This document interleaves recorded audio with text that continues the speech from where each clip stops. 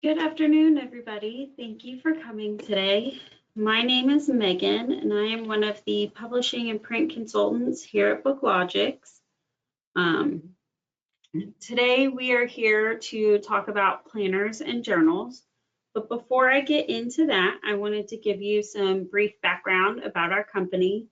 We are a non-traditional publishing company, which means that we don't buy the rights or ownership of manuscripts from authors. We work with you to provide various publishing services. So we can help with as much or as little as you'd like. We have editors, designers, we help with registrations, printing, as well as fulfillment options. This presentation is not meant to be a sales pitch for BookLogix. It is simply an educational tool to help you guys learn a little bit more of planners, about planners and journals, and what to expect when doing these types of very niche products. So without further ado, let's get started. So as I said, planners and journals are very niche products. They're done very specifically for target audiences. So before you start putting things together, you need to ask yourself, what is the purpose of this planner? What type of an impact do I want my book to have? What makes my product or my book different than other ones that are already on the market? What makes mine unique enough to stand out? And how is your book intended to be used? So intent to use, we'll talk about that kind of sporadically throughout the webinar.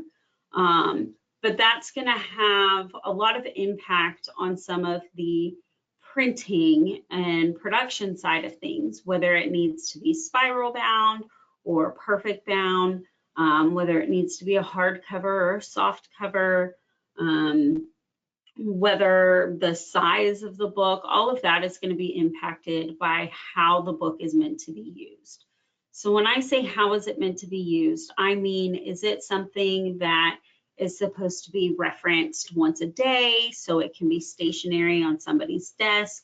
Is it something that's meant to be utilized continuously throughout the day so it needs to be taken in and out of book bags or briefcases or purse or whatever the case may be? Those are kind of some of the things that you want to ask yourself before you start the actual planning of things. You also want to make sure that you identify your audience or who your buyer is going to be. I always recommend getting as specific as possible. If there was one perfect consumer, one perfect buyer in the world, who would that person be? If you're writing or designing something to an individual, it's a lot easier. You can be a lot more specific, not only with the planning, but it'll also help with the marketing and the selling of the project later. So some things to keep in mind is, what is the sex or gender of the buyer? What is their age? What type of education level do they have, and income? What is their career? What is their family status or relationship status? What kind of hobbies do they have? What does their free time look like? How much time do they have? What are they doing in that free time? The more specific you can be, the easier the planning and the publishing process is throughout the whole project. So once you kind of know what kind of planner or journal you're trying to do and who you're trying to create it for, then you can start looking at content. What kind of content are you going to be including? Is this like a monthly planner? So you have monthly spreads, week by week breakdowns. Is it a daily planner? So there's a page for every day of the year. Do you have affirmations, to-do lists, Is it a guided journal where you are creating prompts or things for people to, write in their own thoughts and reflections? Do you have manifestation sections, vision boarding? What all are you going to be including? And how long of a span of time is this meant to cover? So sometimes you have like 90-day devotionals, or you have quarterly planners or yearly planners. What is that kind of breakdown looking to be? That'll help you with the design phase, because then you're looking at, okay, if I'm going to do a 90-day reflection journal, and it is a guided journal, I know that I need 90 prompts, and maybe the text on each page is different, but the design elements are the same.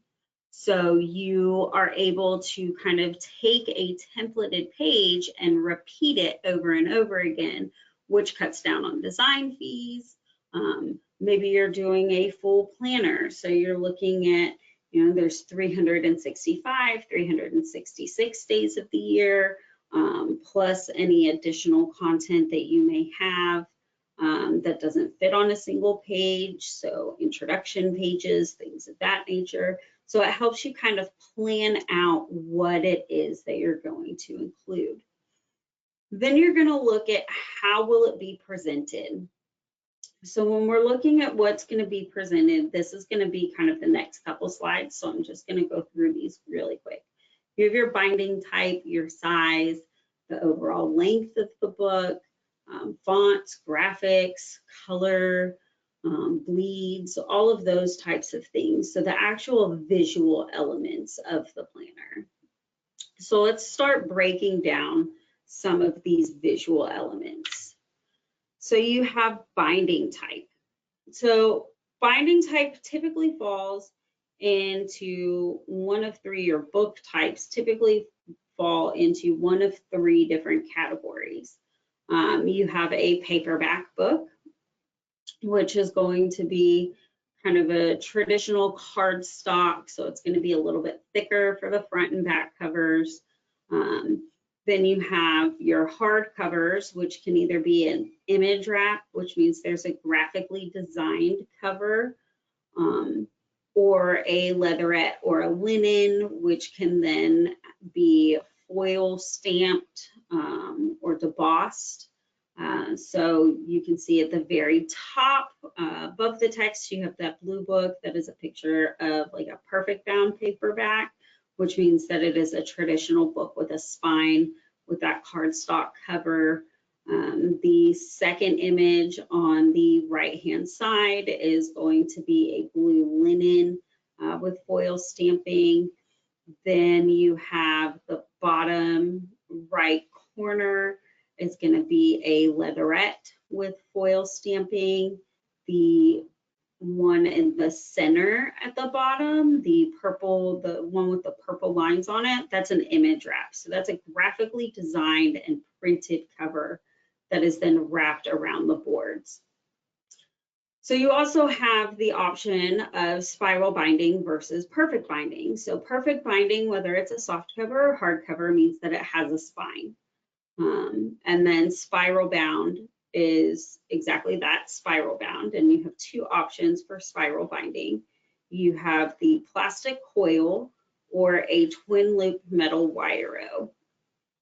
So a lot of this, picking out what kind of book and what kind of binding, goes back to what is the intent of use for the book.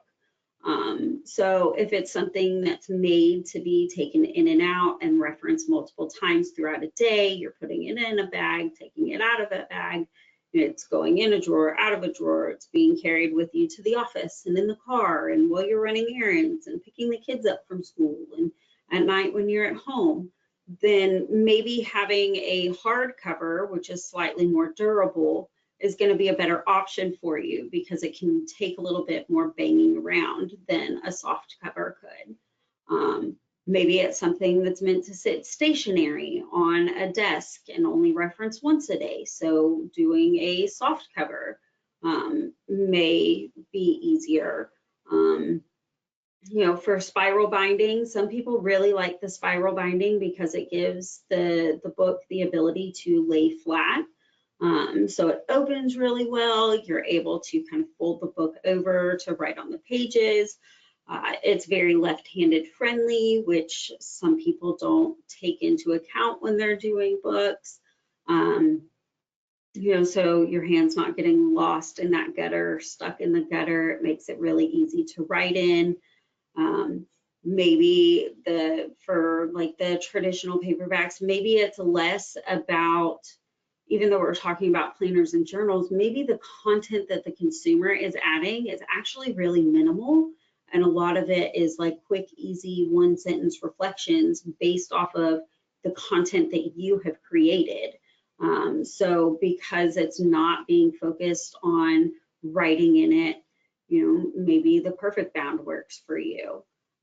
If you decide you're doing the spiral bound, you have the plastic coil and the metal wire-o. The great thing about the plastic coil is because it is plastic, it has a little bit more flexibility along the spine.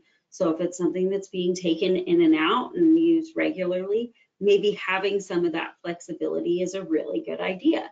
Now, some people don't like that plastic coil because they say that it makes it look more agenda-y or workbook-y.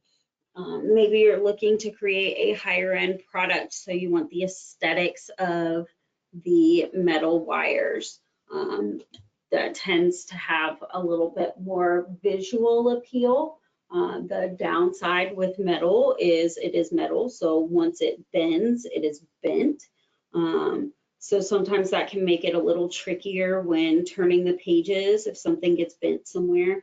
Now, I've been doing this for a long time. I have not seen the metal bend to the point that a book becomes unusable, but it is possible. You know, if you take that thing and you chuck it across the room because you forgot it was in your book bag and it lands on that binding, you never know what could happen. So those are all things that you want to take into account. Next we have book size is going to be kind of the next big thing that you want to look at. So why does size matter? Size definitely matters, and it matters a lot when it comes to looking at books and things of that nature. So size not only affects the print pricing. So for instance, BookLogix is a digital printer, which means that we print multiple books on large sheets. So if your book is 5.5 by 8.5 or 6 by 9, chances are we can fit 4 books on a page, which means that we're using a quarter of the amount of material that may be needed for other sizes. If you're doing something that's a 7 by 10 or 8 by 10, you can typically fit 2 books on a sheet of paper. If you're doing 8.5 by 11 or larger, typically you only get 1. So one, that affects the print costs. The larger the book, kind of the more material is going to be used, as well as a higher level of waste. You also want to keep in mind the size affects the amount of design space. So if you're wanting a very elegant, very intricate design, lots of flourishes and those types of things, then having a smaller book may not be beneficial because it may look cramped or overwhelmed. The ease of use is something, so that goes back to not only ease of use, but the intent of use. So if you're wanting something that's going to be referenced multiple times a day and people are supposed to be carrying it around through all of the tasks that they're doing throughout the day and looking at it, you know, you want to keep that in mind. So you don't want to have this 8.5 by 11 full sheet of notebook paper, 500-page book. That's going to be heavy. It's going to be hard to carry around and bring with you everywhere. But if your book is meant to be stationary, referenced once a day, maybe at the end of the day to reflect on the things of the day, Maybe it's once a week. You're trying to, budget finances. Maybe it's once a month or something like that. And it's not something that needs to be referenced all the time. Then maybe having a bigger book would be less of an inconvenience for your user. If it is something that's supposed to be carried around and referenced all the day, you're probably going to want something that's easy to take in and out. You're going to want to make sure your page count doesn't get too big. So those are kind of the things that you want to keep in mind when thinking about what size you're going to do and the length of the book. So with paper, typically you have 3 different paper options, and they are shown here. My picture kind of goes in reverse order from what's listed. So you have your bright white, which is great for things with a lot of color. Most of the time, you see traditional planners, journals, things like that are typically printed on white paper. If you have a lot of color, it's going to allow the colors to stay more true when they're printed. But you have started to see a shift in recent years where you have a lot of ivory or cream paper being used for these type of products because they're softer on the eyes. So especially like journals or things like that, where somebody's supposed to be doing a lot of writing or they're looking at the page for long spans of time, the softness of the cream and the ivory or warm white, the softness on the eyes allows for longer reading. That's actually why most fiction novels are printed on off-white paper, because it allows the reader to read for longer spans of time. So it's kind of the paper choices. Not only is it personal preference, but there's also kind of a psychological element there. What's going to be easier for my readers? What is going to present the design concepts that I have come up with the best to these consumers? Now I have a note here at the bottom corner that says, coated versus uncoated paper. 99.9% of planners and journals are going to be printed on uncoated paper by default. The reason for that is that coated paper, while it does add additional sheen or finish to the book itself, it's a little bit more difficult to write on. So depending on the medium your consumer is using, I specifically only write in felt tip pens or pencils. Neither one of those do well with coated paper. Pencils, it just doesn't show up. Felt tip pens smear.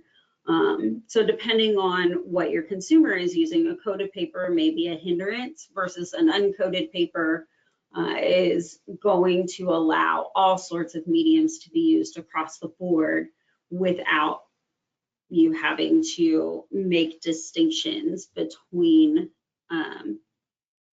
what people can and can't write with.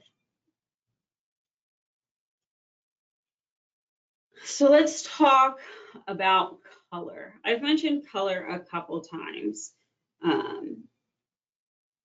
With color, there are 2 different types of color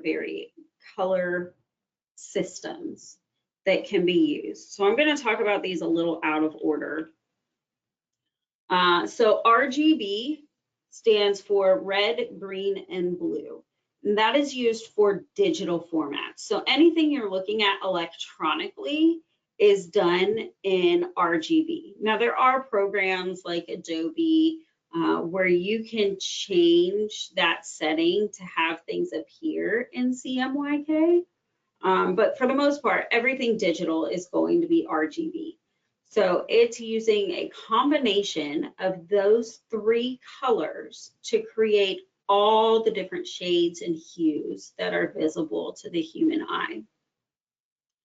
Then you have CMYK, which is cyan, magenta, yellow, black.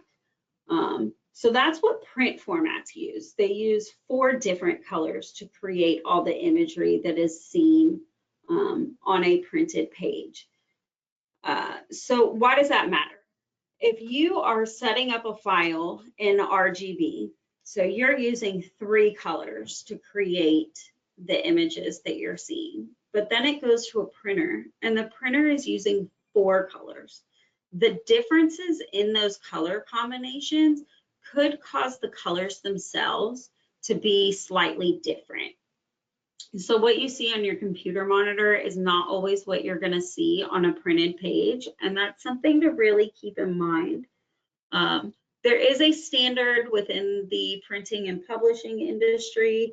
It's called Grackle 7, and that is the kind of standard color variation. So it's within, if you're within a certain range of hues, it's considered correct, even though it may not be an exact replica of the color. So color is important to keep in mind, making sure that you're setting it up correctly, that you're looking at things in CMYK, that things are being exported in CMYK instead of RGB, so that you're looking at things as true to print form as possible. Color also affects the cost of printing. So the more color you have, the more expensive it's going to be. If you're looking at like print on demand type platforms, a lot of print on demand platforms have an all or nothing policy when it comes to color.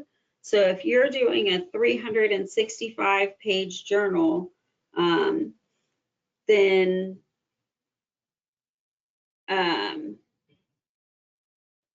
you're doing a 365 page journal and maybe you have a color page for each month to kind of break it up for people and give them something to look at other than, you know, the prompts that you're providing. Some places will charge you for 365 pages of color, even though 12 of them only have color. Some places, such as BookLogix, have the ability to distinguish between the color and the black and white. So making sure that you're looking at kind of what type of providers and suppliers you're going to be utilizing to ensure that you're not outpricing yourself in your design phase when looking at color. And the last thing about color that I want to talk about is the most difficult one to not only understand, but to explain. So black. When it comes to black, there are 2 different types of black. There is a true black, which is just black. So that's K in the print world, 100% K. There is no other color there. It is just black. And then there is a composite black. So with composite black, it uses a combination of all 4 colors to create the appearance of black. Why does this matter? Well, like I was saying before, where there's some suppliers that have the ability to differentiate and compensate, you know, determine the difference between color pages and black and white pages. If you are using a composite black to set up things, then the printer is going to read that as a color page, which means whether or not it's intended to print black and white or not, it's going to be charged as color.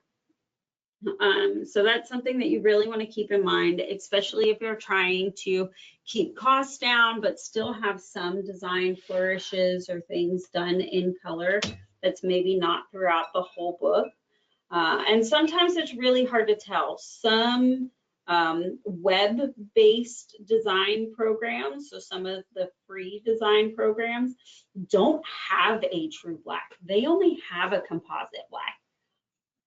So even if they say that something is black or is 100% black, when you send it to your printer and your printer reads it, they're going to read it as full color. Now, sometimes they can go in and manually change things, other times they can't. So it's really important that you're being very careful, not only with the programs that you're using to design your planners and journals, but that you're being careful with how it's being designed as far as color schemes and what types of colors are being used.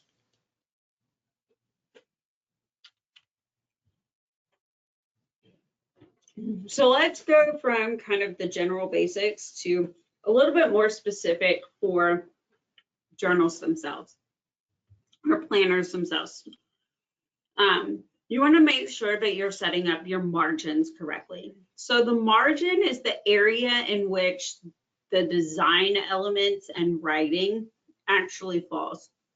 Margin space is kind of that border that goes around.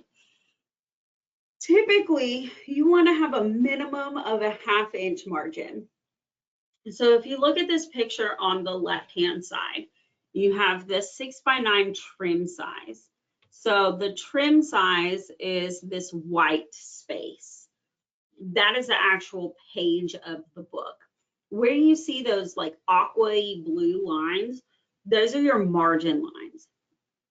Everything inside those blue lines is considered safe space. Everything outside of them is going to be the margins. So margins are really important because it makes sure that when the book is bound and trimmed, that nothing's getting cut off, nothing's being lost in the gutter. The gutter, by the way, is that spine area. It's where the binding actually happens. And so what if you're doing a spiral bound book? So for spiral bound books, well, the outside, the top and bottom and outside margins are fine to be left at that 1/2 inch. You have the holes, the hole punches from that for the spiral binding itself that's taking up a little bit more of that gutter space or that spine space. So it's very important that you're keeping all of your text, all of your design elements, all of the important things for your book away from where those holes are going to be punched, because you don't want those holes punched in the middle of your content. So typically the binding area is about 1/4 inch. So that's where the hole punches go, the actual foils for the binding. And then you want to add, that 1/2 inch margin on top of it. So really, ideally, that gutter area or spine space, you want to have at least 3/4 inch in there to make sure that you have enough room that everything's going to fit without the binding being affecting the overall quality of the book. So let's talk about bleeds.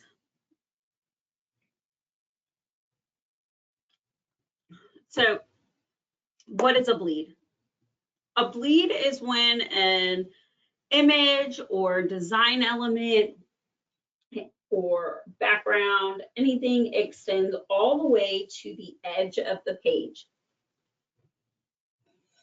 So when you have something that is meant to take up the full page or is meant to extend beyond that and all the way to the edges, whether it's just in one spot or a whole sheet, you want to make sure that when you're setting that up, that you're adding in an additional bleed space. So bleed space is an extension of the background designed to be cut off. Let me say that again. The bleed area is an extension of the background designed to be cut off. Why does this matter? Why is that important? Why do we have to add this extraness? If I want my book to be 6x9, why can't I just design it as 6x9? Well, the reason you can't do that is because the binding and the trimming process is not 100% precise. So if you have any deviation in the trimming process, and you don't have that extension or that extra bleed area, then you risk the chance of there being some additional space around the outside edges. So if you take a look at this picture on the far right, you have that beautiful rose painting. And if you look really closely, you can see white right along the edge. So you see it along the top edge and along the outside edge. Now, in this specific instance, it's the pages behind that artwork, and it's just the way I was holding the book. But if you don't have bleeds built into your file, and the page is supposed to take up the full thing, or the image is supposed to have bleeds, and the trimming is off, even just a hair, then you risk having those white spaces actually visible on the finished product, which nobody wants. So if you look at the image kind of in the middle of the page, you see, so I have different lines kind of set up for you. You have this pink line in the middle, or fuchsia pink line, that's your margin. So everything within that is your safe kind of workspace. Then you have the black line, which is the cut line. So that's that actual 6x9 book. Then you have that like peachy pink area, that's the bleed area. So that's that extension that is going to be cut off. And the bleed line is where you want to make sure everything is extending to. So you can do that. Typically, the bleed should be a minimum of 0.125 inches on all four sides, which will give you enough space to be able to cut, trim everything, and still maintain the quality of printing that you would like to have.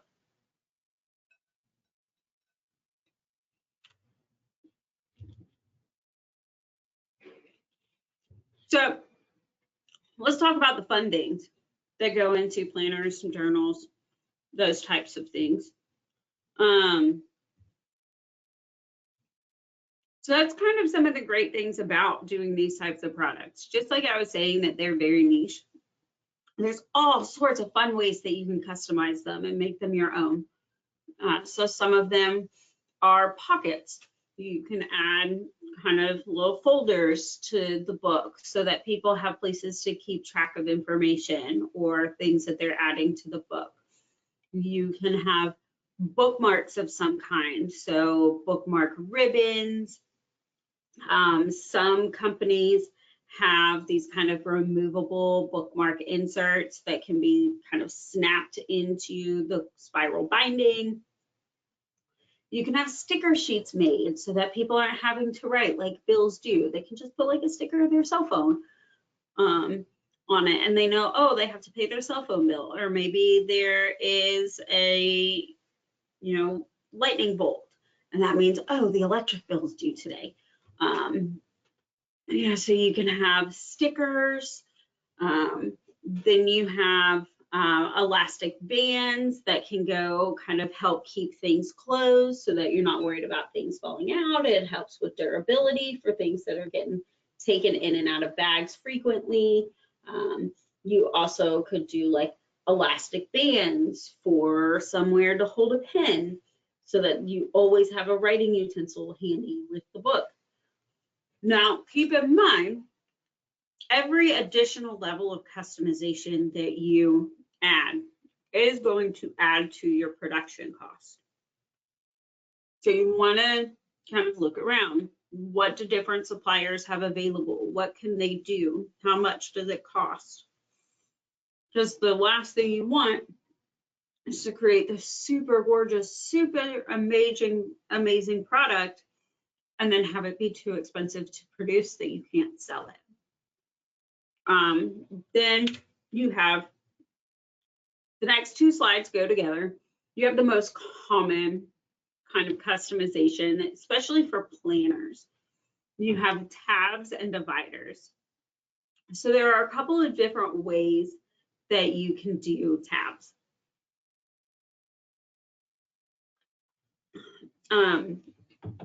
And depending on how you're doing it, it's going to affect cost. So I'm going to kind of go through these as kind of most cost effective option to the most expensive option.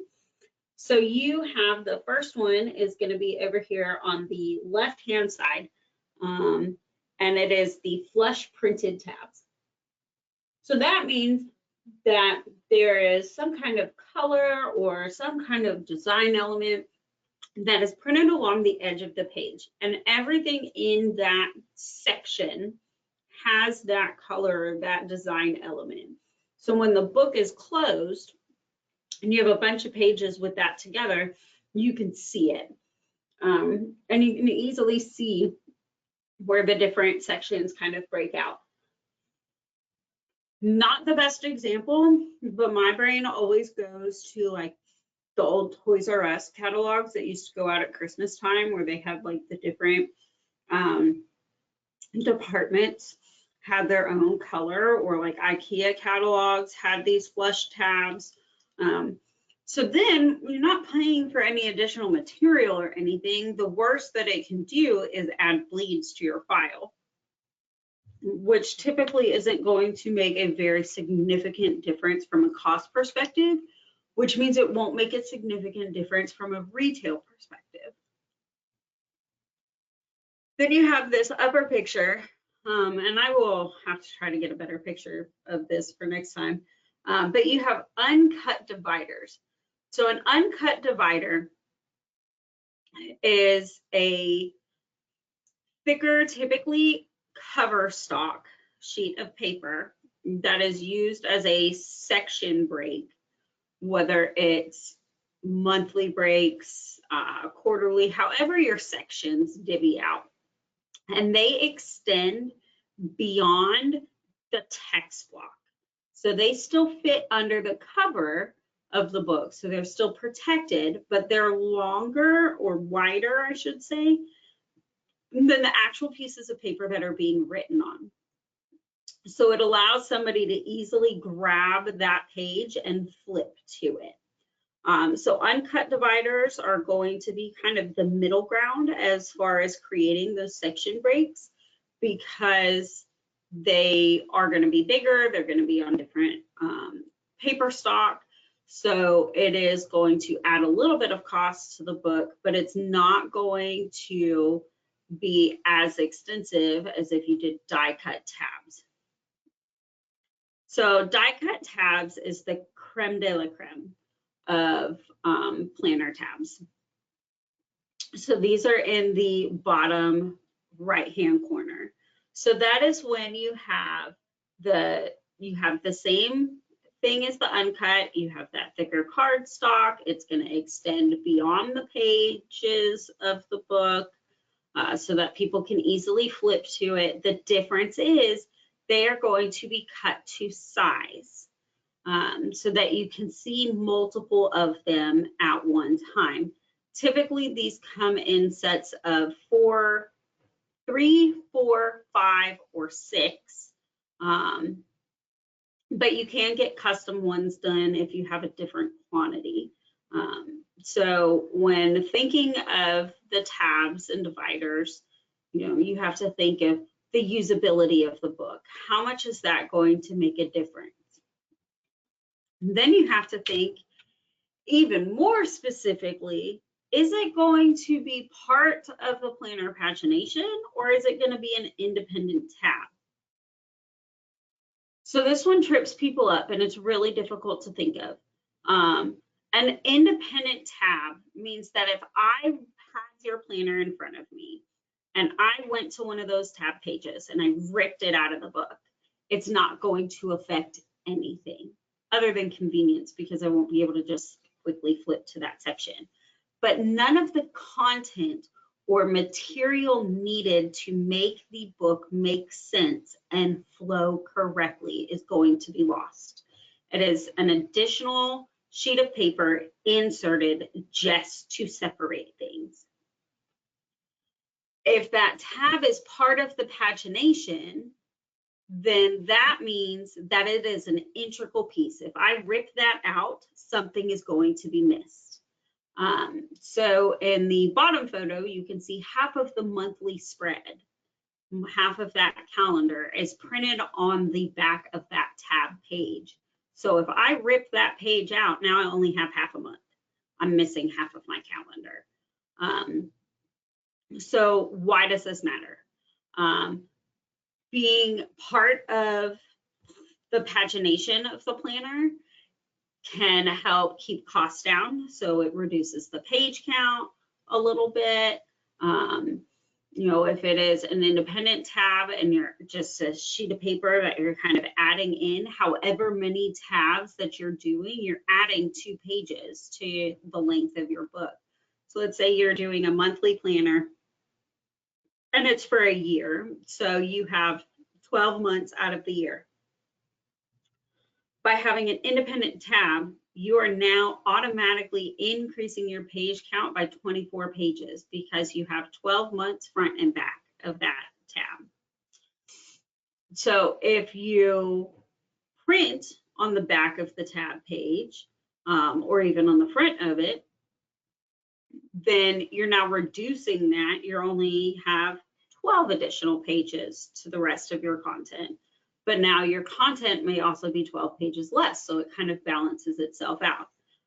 It's really important, though, if you are doing a tab that is part of the planner pagination, that you understand how pagination works, and that you're making sure that everything is being designed and set up properly so that you have those fronts and backs landing where they are supposed to. So speaking of pagination, let's talk about what that even is. So pagination is the order in which pages fall. So how are some things that you can make sure that your pagination is correct before you start printing or sending things while you're in the design phase? So typically your front and back cover are not going to be part of pagination or part of the file itself. It's not typically considered part of the page count because 9 times out of 10 covers are printed separate or created separately. So forget about your covers. We're just talking about the yummy goodness in the middle, the heart of the book. So if you start from a design perspective, that very first page of the book is page 1. Odd numbered pages will always fall on the right-hand side of the book. And that's because when you open the cover, you have the front of a piece of paper on the right. That's how it starts. So your odd pages will always fall on the right, and even pages will always fall on the left. So you can do things like front, back, front, back, front, back, front, back, front, back, and check as you're going through your design to make sure that things are landing where they're supposed to be. Or you can just keep that trick in mind. Odd pages will always fall on the right. Even pages will always fall on the left. Now, depending on how you do your page numbers, that may not be the case page number wise. But if you're looking at it electronically or in a design file, page 1 is always that first page, so that trick will always work. So it's really important that you're keeping pagination in mind and that you're double checking everything to make sure that things are falling where they are supposed to fall. So if you look at the pictures on the bottom, let's start with the bottom right. So that is a monthly planner that has that monthly calendar set up as a spread.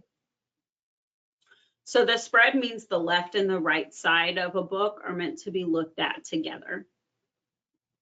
If this monthly calendar printed on the front and back of a piece of paper, that means somebody's going to have to flip back and forth to see the month and see what's going on. It's not going to be as beneficial as if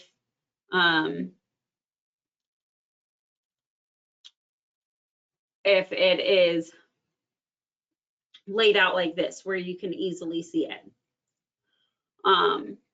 Then you have on the left, you have a guided journal. Now with this one, this pagination is actually wrong, although you can't tell that in the photo. I like the way that this came out, where you have the picture and then the lines for writing, or you have the prompt and then the lines for writing, with the front, 2 pages next to each other. And then you turn the page and you have your next prompt. But that wasn't what this author initially intended.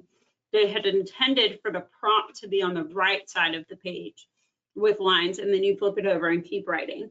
And then you have the next prompt. But they didn't understand how pagination works, so it didn't end up that way. So those are kind of some things that you want to keep in mind, because with planners and journals, that appearance is very important. It's kind of like poetry, and it's not just the words, but it's the way that it's presented to you that is so important. I had somebody ask real quick what size this particular planner is. I believe that planner is a 6x9. So it is 6 inches wide by 9 inches tall. So once you go through and you design everything and you get it all put together, you're ready to send it to your printer. What are some things that you can expect? So the first thing you can expect is a proof. A proof is a fully bound replica. Well, no, let me rewind. A proof is some type of proof of concept. So it is your last chance to double check pagination, design elements, proofreading, editing, all of those types of things. There are 3 different types of proofs that you could receive. There is a fully bound proof, which should be an exact replica of the finished product. So you see the same cover material, same inside paper stock, same binding that's going to be used, all of those things, so that you know exactly what your product is going to look like when it comes off the press. Then you have a printer's proof. A printer's proof may or may not be bound. It is also typically printed on material that is not what is going to be used for the finished product. It is meant simply for editorial purposes. So you may have different paper for the inside. It's kind of just meant to kind of test things, make sure that elements are in the right areas, that everything is looking the way that it's supposed to. Double checking for editorial purposes, that all the spelling mistakes and those kind of things have been corrected. Or you have an electronic proof. An electronic proof is exactly that. They essentially, whatever printer is going to set up your files, make sure that they match their desired specifications, that everything is set up to talk to their printers correctly, and then they're going to send those files back to you. It's really good in making sure that they're using the correct files. You can look through things. The downside of an electronic proof is that you're not going to be able to see how things print. So you may not necessarily notice if margins are a little too tight. You won't be able to double check colors or things like that. Downside for a printed proof is that it does add time because it has to be produced. It has to be, maybe it has to be bound, then it probably has to be shipped to you. So there are pros and cons to each option, but a proof should always be done in some way, shape, or form. And again, a proof is important because it's your last chance to review, edit, or adjust files. Make any last-minute tweaks or modifications that are needed before you start production. And when you're looking at your proof, you should be looking at everything. You should not only be rereading it and looking for, editorial type errors, content errors, but you also want to be looking at the binding quality, the print quality, the colors, those types of things. This is your chance. This is your last chance before that print run starts to make any modifications that may be needed. Talk to your supplier about any concerns that you may have. So the proofing process is super important.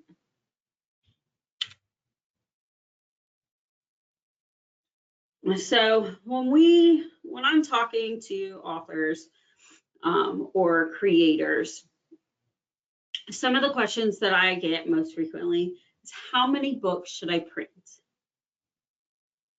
Well, in order to answer that question, you have to answer a couple of other questions first. What is the demand for your product?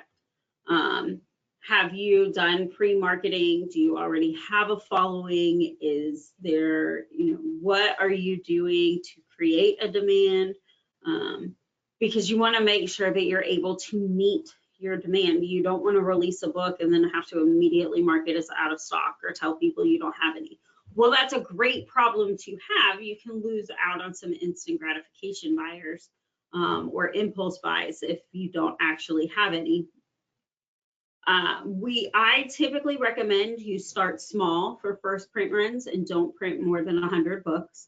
I do that for a number of reasons. One, because most people don't know what their demand is going to be like. And I would hate for you to print 500 books or 1,000 books simply because it keeps your per book cost low. And then all of a sudden now you don't have access to your guest room because it's full of books. But also because 95% of all first print runs require changes. Almost everybody is going to find something that they want to tweak or modify after the first run of books has been released. Now, maybe that's feedback from your consumers that's like, hey, maybe you should try this, or maybe you don't need this, or maybe it's something that like you're looking back on and, ooh, maybe I should kind of tweak that up, or change the wording here. Maybe I just got divorced and I don't want to have my loving husband's name in there because he's not my loving husband anymore. He's somebody else's. You never know what life's going to do. So, you don't want to have a whole bunch of books that are either outdated or have incorrect information. But you also want to keep in mind turnaround times and how that's going to factor into your ability to get your book out. So different printers, different suppliers are going to have different turnaround times. Some of them are really quick. Some of them take a really long time. The type of binding that you use.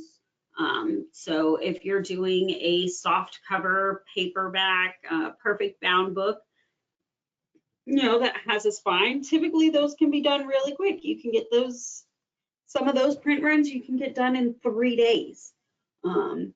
Spiral binding is going to take a little bit longer. So if you're doing a soft cover spiral bound book, maybe you're looking at more like 10 business days versus 3 to get that done. If you're doing hardcovers, depending on the type of hardcovers, you can be looking at anywhere from 3 weeks to 4 months for production time, depending on the type of hardcover and who your supplier is. So you also want to weigh the turnaround times into what you think the essential demand is, because if it's going to take, and when you should reorder, Because if you have a hardcover spiral bound book with foil stamping, let's say it's going to take 8 weeks to have books made. You don't want to have one book left and then be like, oh no, I need to order more. You want to, you know, I'm selling 7 books a week, but now I only have one book, and it's going to be another 8 weeks before I can get more. That's 56 book sales that you could potentially lose because you don't have those books. So you really want to weigh what your demand is, how quickly you can have more copies made, how long it takes to get things produced, all of those things, in trying to figure out how many books you should have printed initially. You also want to keep in mind how you're going to distribute the book, how it's going to be sold. So more and more people are moving to print-on-demand platforms. So print-on-demand platforms are amazing. It is exactly what it sounds like. Books are printed as orders are placed. It reduces any upfront investment for you as the creator or the author, because you're not having to pre-purchase books. The production cost is being taken out of the retail price.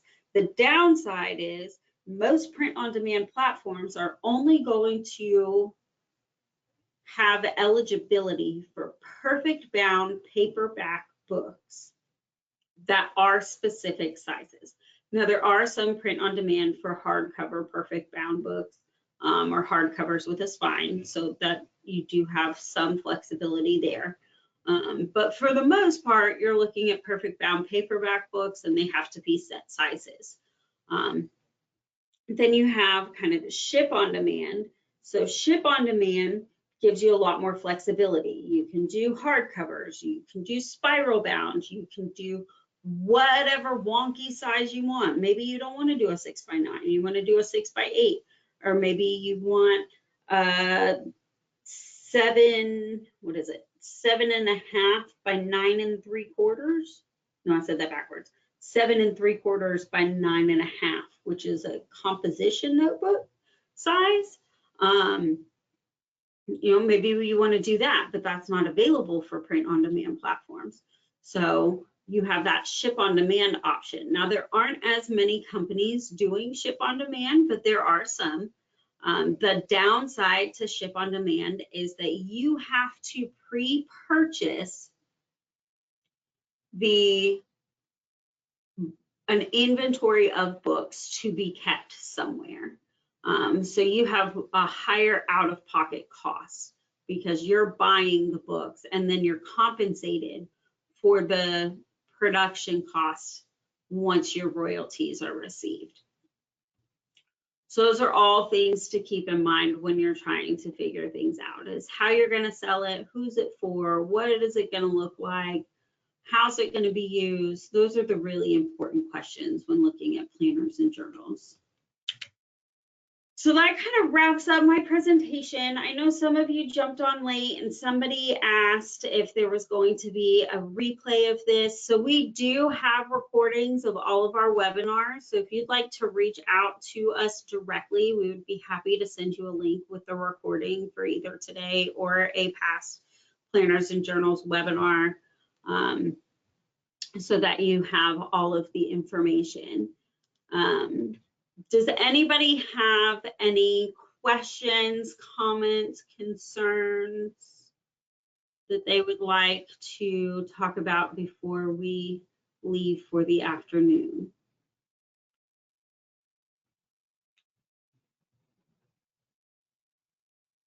All right, well, thank you all for coming today. I really appreciate you spending this hour with me. And if you guys think of anything, please don't hesitate to reach out to BookLogix. We are happy to answer any questions, go through any concerns that you may have, or talk about your specific project in more detail. I hope you all have a wonderful rest of your day, and we look forward to possibly connecting with you soon.